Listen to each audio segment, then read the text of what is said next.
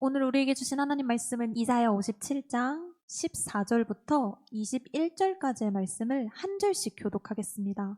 그가 말하기를 도두고 도두어 길을 수축하여 내 백성의 길에서 거치는 것을 제하여 버리라 하리라.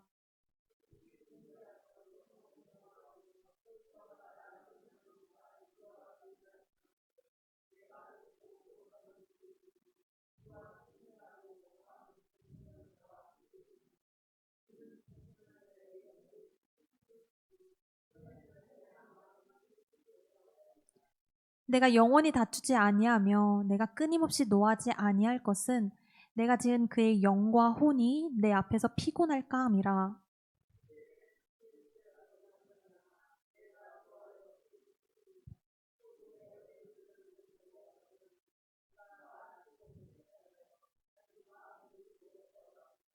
내가 그의 길을 보았은즉 그를 고쳐줄 것이라.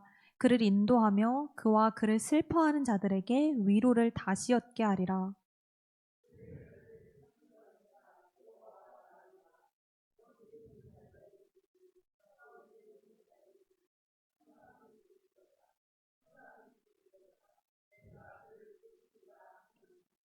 그러나 악인은 평온함을 얻지 못하고 그 물이 진흙과 더러운 곳을 늘 솟구쳐내는 요동하는 바다와 같으니라.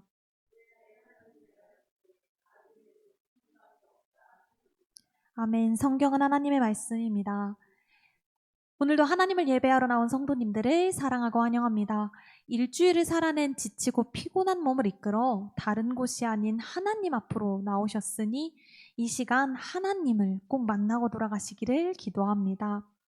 인도 비하르주에 다슈라트 만지히라는 사람이 있었습니다. 그의 아내 팔구니 데비는 마을에서 멀리 떨어진 곳에서 일해야 하는 남편 만지에게 점심 식사를 가져다 주기 위해 바위 능선을 가로지르는 좁은 길을 걸어가다가 사고를 당하고 말았습니다. 그들이 거주한 게을라우르는 지금도 발전되지 않은 작은 시골 마을로 당시에는 도로가 나지 않았습니다. 그래서 그의 아내가 산을 넘다가 사고를 당한 것입니다. 가장 가까운 병원은 마을에서 70km 이상 떨어져 있었고 그마저도 길이 없어 험한 산을 넘어야 하는 여정이었습니다. 결국 그의 아내는 제때 치료를 받지 못하고 세상을 떠나게 됩니다. 이에 만지인은 그의 마을에 길을 내기로 결심합니다. 능선을 가로지르는 도로를 개척하여 아내와 같은 일이 다시는 벌어지지 않도록 망치와 끌을 손에 들었습니다. 처음에는 마을 사람들 대부분이 그의 행동에 비웃음을 보였으나 그는 포기하지 않고 22년 동안 매일같이 망치를 사용하여 산을 깎아냈습니다. 그 결과 55km를 돌아가야 했던 길이 15km의 고든 길로 바뀌었습니다. 골든타임을 놓쳐 생명을 잃는 일이 다시는 벌어져서는 안 된다는 그의 확고한 신념과 사랑이 고든 길을 완성한 것입니다. 우리는 종종 하나님께 돌아가야 하는데 라고 생각하지만 그 길이 멀고 험하며 버겁게 느껴질 때가 있습니다. 그때 하나님께서 이렇게 말씀하십니다. 너희는 도두어라 도두어라 길을 닦아라. 성도님께서 하나님 앞으로 나오는 길에 걸림돌은 무엇이십니까? 하나님께서 그것을 함께 치우자고 말씀하십니다.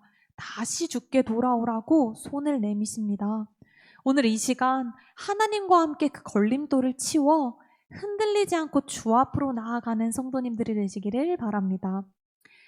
그렇다면 하나님 앞으로 나오는데 걸림돌이 생긴 이유는 무엇일까요? 함께 읽은 이사야는 총 3부분으로 나눌 수 있으며 오늘의 본문은 마지막 3번째 파트에 해당합니다. 이때의 역사적 배경은 바벨론 포로기 이후로 유다 백성이 예루살렘으로 다시 돌아온 때입니다. 하나님의 은혜로 다시 약속의 땅으로 돌아왔지만 그들의 마음은 돌아오지 못했습니다. 형식적인 경건은 있었으나 실제 내면은 우상 숭배와 자기중심적 신앙에 빠져 있었습니다. 그런 그들에게 하나님께서 이렇게 말씀하십니다. 나를 내가 두려워하지 않는 것이냐? 하나님 앞으로 나아가는 걸음에 탐심이라는 걸림돌이 생겼습니다. 탐심이 무엇입니까? 자신의 욕망을 채우는 것입니다. 이스라엘은 자신의 욕망을 채우기 위해 하나님을 배제하고 우상을 숭배하였습니다. 하나님의 은혜와 사랑으로 건져졌음에도 하나님께 하나님의 것, 나를 드리지 않은 것입니다. 예배해야 하는 내가 욕심으로 인해, 탐심으로 인해 하나님을 예배하지 못하게 한 것입니다. 이스라엘의 탐심으로 인한 죄에 대하여 하나님께서는 심판을 내리십니다. 바로 하나님의 얼굴을 가리신 것입니다. 하나님의 얼굴을 가리시는 것이 무슨 의미입니까? 하나님과의 관계가 단절된 것입니다. 하나님의 임재, 사랑, 은혜, 인도하심이 중단된 것입니다. 성도 여러분, 복이 무엇입니까? 시편은 말합니다. 여호와께 가까이함이 내게 복이라. 복은 다른 것이 아닌 하나님과 함께하는 삶입니다. 그러나 하나님께서 나에게서 얼굴을 숨기신다는 것은 하나님의 임재가 떠나가는 것입니다. 우리가 경험하는 슬픔, 절망, 혼란의 근원 중 하나가 바로 하나님의 부재입니다. 하나님의 부재로 영적 고립과 방황 속에 놓이게 되고 기도와 찬양과 예배가 영적 유익이 끊어진 상태로 의미 없는 행위가 됩니다. 그러나 비록 우리의 죄로 인하여 하나님께서 그 얼굴을 가리실지라도 우리를 향한 하나님의 사랑은 한결같고 영원합니다. 16절입니다. 내가 영원히 다투지 아니하며 노하지 아니하리라. 여기서 말하는 다투다는 법적 논쟁을 의미합니다. 우리의 죄에 대한 법적 심판과 하나님의 부재가 영원하지 않다는 것입니다. 왜 그럴까요? 그 이유는 18절에서 찾을 수 있습니다. 내가 지은 그의 영과 혼이 내 앞에서 피곤할까 함이라. 영과 혼이 피곤하다는 것은 일상적으로 쓰이는 귀찮고 짜증나는 감정으로 인한 피로함이 아닌 아타프, 숨이 끊어지다, 시체에 수의를 입히다는 의미입니다. 하나님의 심판, 하나님의 진노인 하나님의 부재는 사람을 살아는 있으나 생명 없이 존재하게 만듭니다. 영적으로 무너져 있기 때문입니다. 그러나 하나님께서는 우리를 영원히 책망하거나 떠나지 않으시고 회개하는 자에게 다시 얼굴을 비추시어 그 사랑과 임재의 생기를 불어넣겠다 말씀하셨습니다. 회개하는 자에게 하나님께서 다시 함께 하신다 말씀하십니다. 그렇다면 하나님께서 원하시는 회개는 어떤 모습일까요? 15절입니다. 이는 겸손한 자의 영을 소생시키며 통회하는 자의 마음을 소생시키려 함이라. 겸손이 무엇입니까? 앞서서 이스라엘이 자신의 탐심으로 인하여 하나님의 부재를 경험했다고 이야기하였습니다. 이스라엘은 스스로 사람답게 살 수 있다고 착각하였습니다. 그래서 자신들이 보기에 유익하다고 여긴 세상과 우상에 빠져 하나님을 배제한 삶을 선택하였습니다. 그것은 겉으로는 번영하는 것 같았지만 실상은 영이 죽어가고 있었습니다. 그렇기에 겸손은 내가 하나님 없이 살 수 없음을 고백하고 인정하는 것입니다. 하나님께서 말씀하십니다. 내가 지은 그의 영과 혼. 우리는 하나님으로부터 창조된 자들입니다. 따라서 내 뜻과 내 힘으로 일구는 내 인생이 아닌 하나님을 내 삶의 주권자로 모시는 것이 겸손입니다. 유한한 세상의 것으로 나의 가치를 계산하며 끊임없이 비교하는 무의미한 삶이 아닌 영원하신 하나님의 사랑 안에서 존재의 참된 가치를 발견하며 완전하신 뜻대로 살아가는 겸손한 삶을 살아가시기 바랍니다. 이러한 겸손은 단순히 태도가 아닌 하나님의 임재를 다시 누릴 수 있는 회복의 시작이며 겸손한 마음은 하나님께서 거하시기에 합당한 처소가 됩니다. 겸손함으로 창조주 하나님을 인정하여 하나님과 함께하는 복된 삶을 살아가시는 성도님들이 되시기를 바랍니다. 하나님께서 원하시는 회개 두 번째는 통회하는 마음입니다. 통회가 무슨 뜻입니까? 국어사전에서 통회는 자신의 죄를 뉘우치고 다시는 죄를 짓지 않겠다는 결심입니다. 그런데 히브리어에서 통회는 다카로 죄를 짓지 않겠다는 의미가 아닌 부서진, 으깨진이라는 의미가 있습니다. 죄된 마음이 가루로 완전히 부서지고 파괴됨을 의미합니다. 사람의 마음이 죄로 인하여 통회하게 되면 존재 자체가 꺾이고 낮아지는 상태가 됩니다. 더 이상 자신에 대한 소유를 주장할 수 없는 것입니다. 이러한 모습이 어떤 모습입니까? 바로 상한 심령입니다. 시편에서 말하는 하나님께서 구하시는 제사, 상한 심령이 바로 통회의 결과입니다. 하나님께서 원하시는 제사는 다른 것이 아닌 죄된 내 마음을 스스로 가루로 만들어 부수고 창조주 하나님께서 다시 회복시키실 것을 구하는 것입니다. 다리가 부러진 사람이 비뇨기과 가서 고쳐달라고 하지 않습니다. 상한 부위에 맞는 의사를 찾아가야 하듯이 하나님의 부재로 인해 마음이 산산이 부서진 우리는 오직 하나님께 나아가야만 회복될 수 있습니다. 주의 손으로 우리의 영과 혼을 지으셨으니 오직 주께서 그 부서진 마음을 고치실 수 있습니다. 그때 하나님의 치유와 회복이 시작됩니다. 이러한 겸손과 통회를 통한 하나님의 회복은 하나님의 위로를 얻게 됩니다. 이 부분을 자세히 살펴보면 하나님께서 위로들을 완전하게 하실 것이라는 의미를 갖고 있습니다. 여기서 말하는 위로는 감정적인 행동을 넘어서 관계 회복, 상한 마음의 치유, 잃어버린 생명의 회복을 의미합니다. 하나님께서 죄와 고통으로 인해 상한 심령을 완벽히 고치시고 잃어버렸던 평안과 기쁨, 하나님과의 관계를 다시 회복시키시는 것입니다. 하나님 임재 안에 다시 거하는 완전한 회복입니다. 하나님께서 행하시는 이 완전한 회복은 거기서 끝나지 않고 예수 그리스도의 십자가에서 완성되었습니다. 예수님께서 십자가에서 흘리신 보혈은 우리의 죄로 인하여 끊어진 우리와 하나님의 관계를 이어주는 통로가 되었습니다. 그렇게 우리에게 십자가는 더 이상 고난이나 두려움의 상징이 아닌 하나님의 한없는 은혜와 사랑을 나타내는 영원한 증거가 됩니다. 이러한 하나님의 사랑은 우리가 얼마나 연약하고 실패하든 얼마나 멀리 떠나 있든 변함이 없습니다. 19절입니다. 입술의 열매를 창조하는 자 여호와가 말하노라. 먼 데 있는 자에게든지 가까운 데 있는 자에게든지 평강이 있을지어다.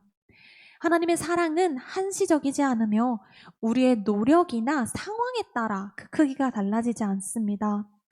이사야 38장은 말합니다. 주님이 내 모든 죄를 주님의 등 뒤로 던져버리셨습니다. 내 죄를 하나님께서 나의 등 뒤가 아닌 하나님의 등 뒤로 던져버리셨습니다. 더 이상 하나님 눈앞에 나의 죄가 보이지 않는 것입니다. 하나님께서는 우리가 통회하며 부서진 마음으로 가지고 온 이 죄를 더 이상 앞에서 보지 않으시고 온전한 사랑과 자비로 용서하십니다.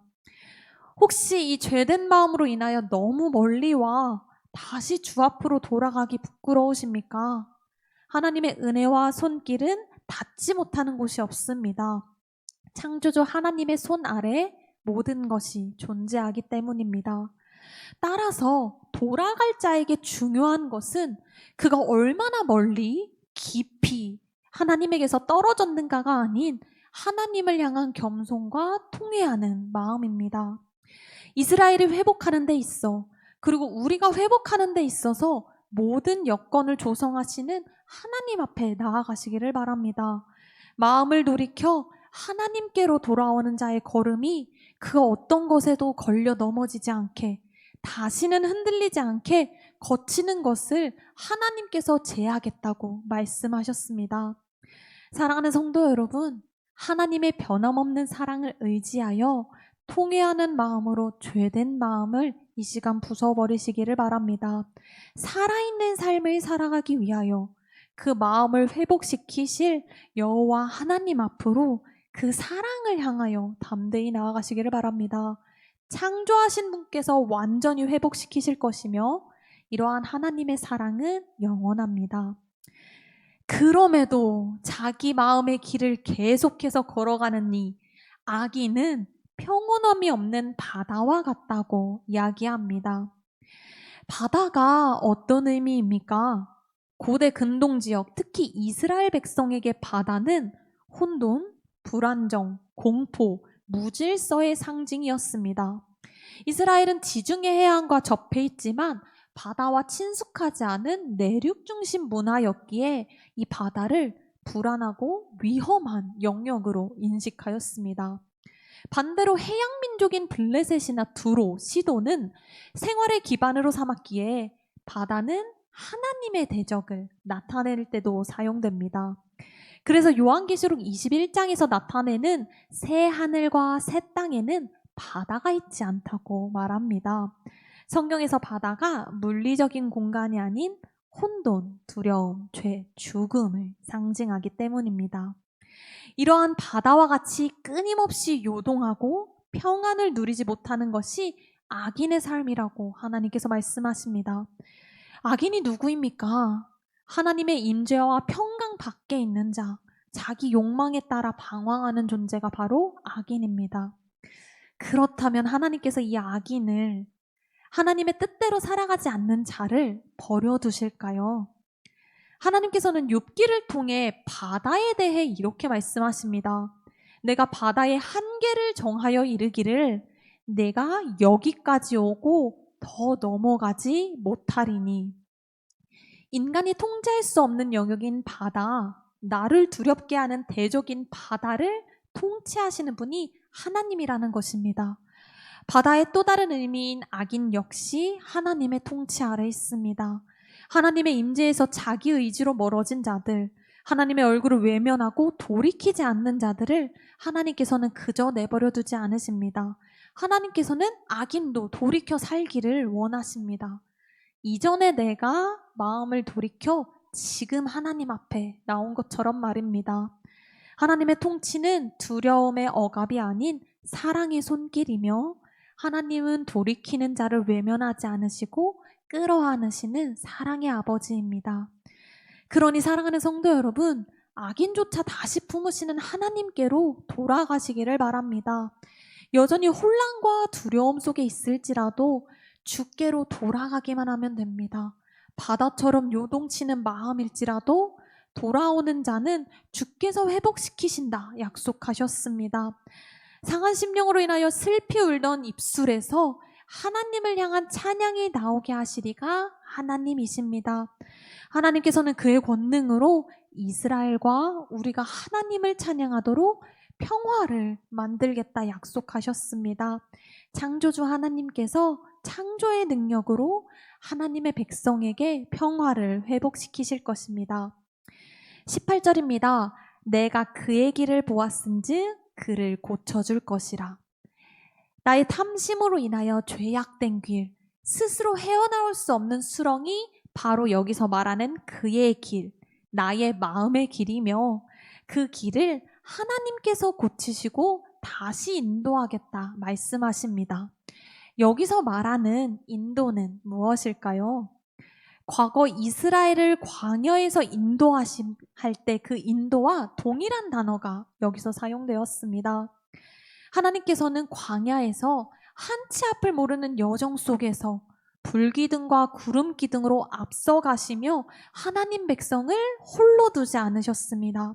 단순히 방향의 지시를 넘어서서 하나님의 보호하심과 함께하심을 광야에서 보여주셨습니다. 그 길에서 하나님의 백성이, 그리고 우리가 불평하고 믿음 없을 때도 하나님께서는 만나와 마실 물을 공급하심으로 회복과 위로를 통하여 영혼의 필요를 채우셨습니다. 또한 광야에서 이 40년은 단순히 그들의 죄로 인함이 아닌 그들의 두려움인 전쟁과 블레셋을 피하기 위함도 있었습니다. 영적으로 미숙하여 두려움에 빠지기 쉬운 이스라엘이 감당할 수 있는 길로 인도하심으로 하나님만을 의지하는 방법, 하나님 앞에서 겸손과 순종의 삶을 살아가는 방법을 훈련하게 하셨습니다. 이것이 바로 하나님의 인도하심입니다. 사랑하는 성도 여러분, 하나님께서는 상하고 길 잃은 자를 다시 거룩함의 길로 훈련하시고 이끌어 하나님의 회복의 여정을 걷게 하십니다. 살아있어도 살아있지 않는 피로한 우리의 영과 혼을 회복시키시어 다시 온전한 주의 길로 걷게 하시는 분이 우리 하나님이십니다. 그러니 진정한 회개를 받으시는 하나님의 은혜를 기억하며 나의 길에서, 나의 마음의 길에서 벗어나 주 앞으로 나아가시기를 바랍니다. 여전히 하나님에 대한 소망이 불확실하십니까? 나를 괴롭게 하는 근본적인 죄의 해결을 하신 분께 능치 못할 일이 무엇이 있겠습니까? 하나님을 외면하여 죽어가는 영혼이 다시 하나님 앞으로 나올 때 그의 걸음이 무너지지 않게 그 길을 도두어 불편함이 없게 하시는 하나님의 사랑입니다. 그 크신 하나님의 사랑을 하나님의 자녀된 성도된 우리가 함께 찬양하기를 원합니다. 함께 찬양하겠습니다. 함께 찬양할 찬양은 그 크신 하나님의 사랑, 찬송가입니다. 찬양은 이렇게 이야기합니다. 그 크신 하나님의 사랑, 다른 이가 아닌 성도여 찬양하세. 우리에게 보여주신 하나님의 은혜와 사랑을 떠올리며 지금도 우리를 부르고 계신 하나님 앞에 내 마음을 쏟으며 나의 입술로 하나님의 사랑을 고백하겠습니다.